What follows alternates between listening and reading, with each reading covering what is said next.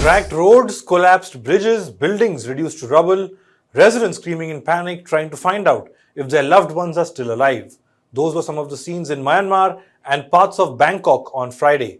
This was after 3 earthquakes hit this part of Southeast Asia, 2 yesterday and 1 earthquake today.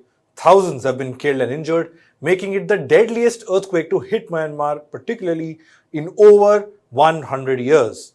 24 hours on, rescue operations are still on. Reports say authorities are facing great difficulty on ground because of a shortage in resources. The casualty number is expected to go up. Social media has been flooded by visuals capturing this disaster.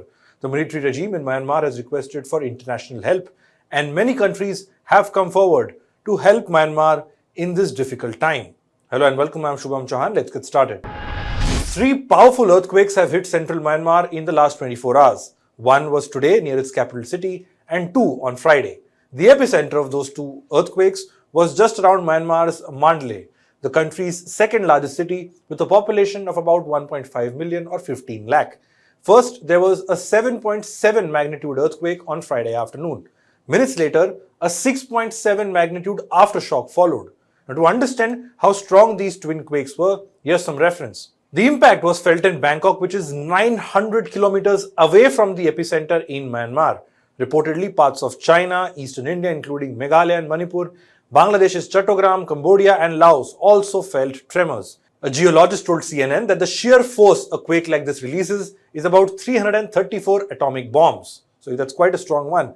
In Myanmar and even Thailand's capital, Bangkok, buildings collapsed to the ground in seconds, and so did roads and bridges. As for casualties, the numbers we have at the moment are: in Myanmar, 1,002 people have died and 2,376 have been injured. In Thailand, 10 people have died so far and 68 have been injured. And in China, 2 people are injured. So that's 1,012 deaths, 2,446 injuries, 2,446 people injured and still counting. Rescue operations are on as we speak. Authorities are racing against time to pull those trapped in the debris out from there. In Bangkok, a 33-floor under construction building was seen crashing down in seconds. The skyscraper was being built to house government offices. This building crumbled into a mass of concrete, steel and dust. At least 8 people are believed to have been dead and over 100 are missing. The governor in Bangkok said 15 individuals are still trapped, showing some signs of life. Bangkok authorities also said that they have received 2,000 reports of structural cracks in buildings across the city of Bangkok. The biggest hit though with these earthquakes has been Myanmar. The junta says that more detailed figures on casualties are awaited, indicating that the number of those died and injured is likely to go up further. Preliminary estimates by the US Geological Survey show that nearly 8 lakh people in Myanmar may have been within the epicenter zone, adding that death tolls in this earthquake in Myanmar could go up to more than 10,000 deaths. Many of those affected are waiting with bated breath, like I said, to know something about the missing loved ones. CNN reported that communication in Mandalay has been difficult, so it's tough to assess the actual damage of those caught in this earthquake's epicenter.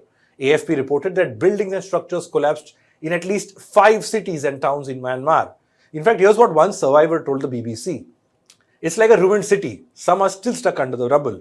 It was so severe that I've never seen anything shaking like that. It lasted around 3 to 4 minutes. I was receiving messages from friends and realizing that it was not just in Yangon, but also many places across the country. Some rescuers, which consist largely of citizens who have volunteered to help, many of them told the media that they are carrying these rescue operations with bare hands, manually taking out as much debris as possible and rescue those who have been trapped under this. Some were also quoted saying that they can hear people trapped under the rubble crying and screaming for help, but rescuers are not able to reach them as of now. The military regime in Myanmar said that blood was in high demand in the areas that suffered the most destruction. And in a rare appeal for international help, junta chief Min Aung Hlaing requested assistance from any country and any organizations. Those were the words that he used. Now, India has been among the first countries to respond to this crisis and this earthquake in Myanmar, this big tragedy. PM Modi has said that India will extend all possible help to both Myanmar and Thailand. New Delhi has in fact started Operation Brahma. Under this, the first tranche of 15 tons of humanitarian aid was sent to Myanmar. An Indian Air Force plane carrying tents, blankets, food, water purifiers and medicines reached Yangon this morning. The big message, in all situations you would have seen over the last several years, India has been the first responder. We talked about Operation Dosti. When Cyclone Yagi struck Myanmar, that time again, India had launched an operation. We provided relief material, humanitarian assistance to the people of Myanmar, not just to people in Myanmar, but several other countries that were impacted. It is part of our policy to be the first responder. We want, when we say Vasudhaiv Kutumbakam, the world is one family, we also want to mean it. We want to prove that by action. And therefore, we are very humbled when we have this opportunity to respond to crises such as what has happened in Myanmar and extend our support to people.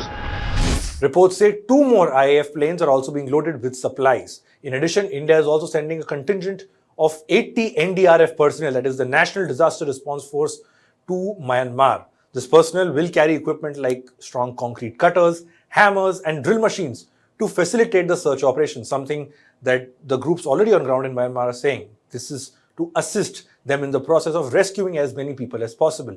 The United Nations, meanwhile, has allocated $5 million to start relief efforts in the affected areas. Reports say Russia too has chipped in. It has dispatched 2 planes carrying 120 rescuers and supplies. China has also said that it will provide $13.8 million of aid to Myanmar. US President Donald Trump has also promised help, and it remains to be seen how it will play out given what we have seen with US Aid, which is the organization, the official arm of the US government, in which there have been several cuts under the Trump administration. Now, there are 2 things one should know about Myanmar. First, Myanmar, which is one of the poorest in the region, is in the midst of a bloody civil war. More than 5,000 people have been killed so far. In 2021, Myanmar saw a military coup. The elected government of Nobel laureate Aung San Suu Kyi was brought down, and the military then claimed power. This new regime has largely been isolated from the global stage, and which is what made this international appeal for help to other countries also unique and rare, rather. The civil war has made movement in and around Myanmar as well dangerous. Military rule has also weakened emergency services in the country, and that is why relief efforts are taking a hit, as we are seeing now. And the second point is Myanmar's location itself, which makes it earthquake prone. This region has seen major earthquakes in the past as well, including a 7.5 magnitude earthquake in the year 1912, and a 7.2 magnitude earthquake in 1956. Now, basically, earthquakes happen due to the sudden release of energy in the Earth's crust. This is caused by the movement of tectonic plates along fault lines, which eventually causes the shake movement that we see. And Myanmar now is located between 2 tectonic plates. Now, between the 2 is a boundary which experts say runs from the north to south, and this goes through cities like Mandalay and Yangon. According to the US Geological Survey, the latest Myanmar earthquake occurred because the India and Eurasia tectonic plates, that is what the name of these tectonic plates is, India and Eurasia tectonic plates, were rubbing sideways against each other. And then this is what eventually caused this massive earthquake in Myanmar, which has seen large-scale destruction. The rescue operations after the latest disaster will be tracked closely, not only for the impact it has had, but also the human cost of this tragedy and the overall context in which Myanmar is functioning at the moment. That's all we have for this report. Thanks for watching.